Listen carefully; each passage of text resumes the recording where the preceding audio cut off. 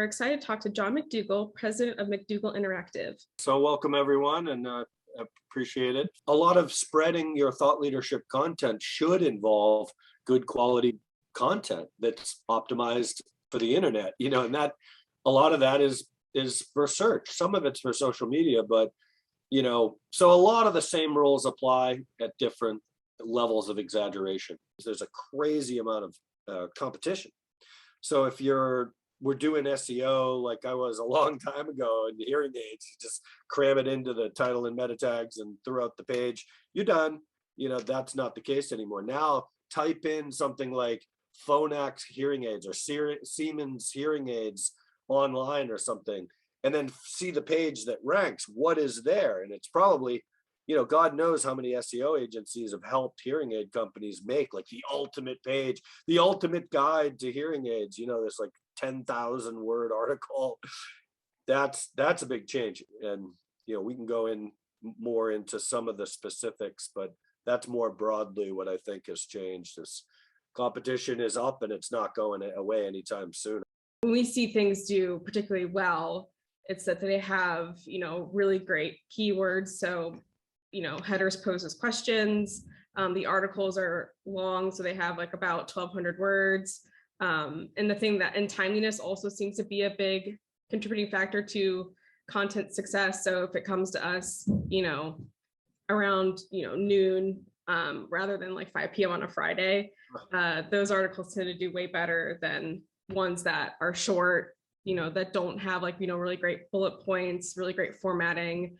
So I think in terms of people who are looking to sort of do well on our website and things like that, it's important to make your content really great for search engines. So, and also really readable for people. Historically, SEO people like myself will be more focused on the backlinks than on the social shares. Mm-hmm. But both are sometimes one helps the other. So one of my best case studies, we wrote an article for a bank and it got onto NerdWallet. NerdWallet interviewed us, linked to the content, but it was all started with just sharing it on Twitter and Facebook. So we were sharing the content, we were doing social media, but we weren't holding our breath for it to do that much, except hoping we would get some people to link to the content. And we got backlinks from NerdWallet, which is like a massive financial website with a huge amount of credibility. Another one was lobsters. We ranked number 2 in Google for the single word lobsters. The purpose of SEO and those tactics are good for people because I think it makes the content more relevant. I think it makes things on the internet more valuable to people who need it. Everybody goes on the internet for information now, and now companies and websites are forced to make sure that they're actually valuable. They're not just filled with links for no reason and, right. Yeah.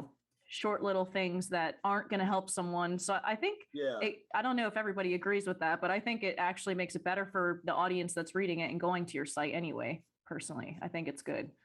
There's a lot of steps. It's not just, sprinkle some keywords, fairy dust, and and off you go. There's a lot of proven workflows for this stuff.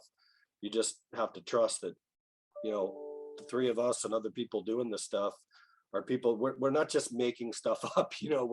We're doing all those things we just discussed, and it takes time. Each one of them.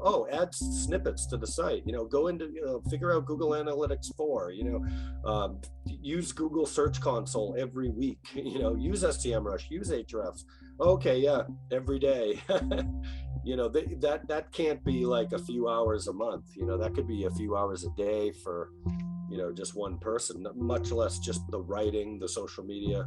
All this stuff is more time consuming now, but I like it. I think it's more developed. It's, you have to be more aggressive. It's not as easy, but I mean, there's certainly a lot to do. So that's the good news is there's stuff to do that does work if you keep at it.